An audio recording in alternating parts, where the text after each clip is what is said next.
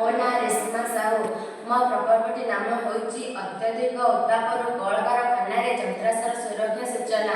ଏହାର ଉଦ୍ଦେଶ୍ୟ, କଳକାରଖାନାରେ ଯନ୍ତ୍ରାଂଶ ବେଳେବେଳେ ଅତ୍ୟଧିକ ଉତ୍ତାପ ପାଇଁ ନଷ୍ଟ ହୋଇଥାଏ, ଯାହାଦ୍ୱାରା କୋଟି କୋଟି ଟଙ୍କା ମଧ୍ୟ ନଷ୍ଟ ହୋଇଥାଏ। ବେଳେବେଳେ ଜୀବନ ହାନି ମଧ୍ୟ ଘଟିଥାଏ। ଏହି ସମସ୍ୟାକୁ ଦୂର କରିବା ପାଇଁ ଏହି ପ୍ରକଳ୍ପଟି ପ୍ରସ୍ତୁତ କରିଛି, ଯାହାକି ଦୁର୍ଘଟଣା ପୂର୍ବରୁ ସଚେତନ କରିପାରିବ।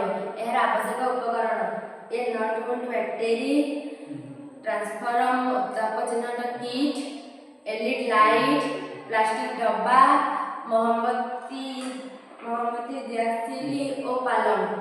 यार प्रस्तुत प्रणाली: काठ प्लाय उपरे कलकारखानार मॉडलटी खंजा जायछि, सेथिरे उत्ताप चिन्हट किट खंजा जायछि, एथिरे थिबा सेंसरटी को अलगा रखा जायछि, गुटिए स्पीकर मध्ये रहिछि, नट बोल्ट बैटरी द्वारा संयोग करा जायछि, बैटरी स्विच दे किट को तार संयोग होइछि।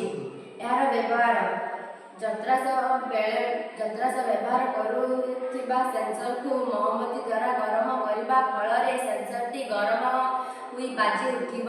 ସ୍ପିକର ପାଖରେ ଏଲଇଡି ଲାଇଟ୍ ଲାଗିବା ଫଳରେ ସତର୍କ ହୋଇ କଳକାରଖାନାର ସୁଇଚ୍ ବନ୍ଦ କରିଦେବା।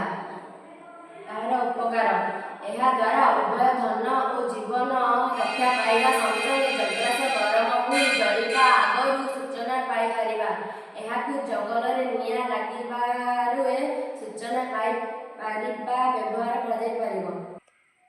ମୋର ଏହି ପ୍ରୋଜେକ୍ଟଟିର ସାରାଂଶ ହେଉଛି, ଏହି ବିଜ୍ଞାନ ଉପକରଣଟି ତିଆରି କରିବାର ଉଦ୍ଦେଶ୍ୟ ହେଲା, ଏହା କଳକାରଖାନା ଓ ଅନ୍ୟାନ୍ୟ ଜାଗାରେ ଅତ୍ୟଧିକ ଉତ୍ତାପରୁ ଆମେ ବହୁତ ମୂଲ୍ୟବାନ ଯନ୍ତ୍ରପାତି ଇତ୍ୟାଦିକୁ ନଷ୍ଟ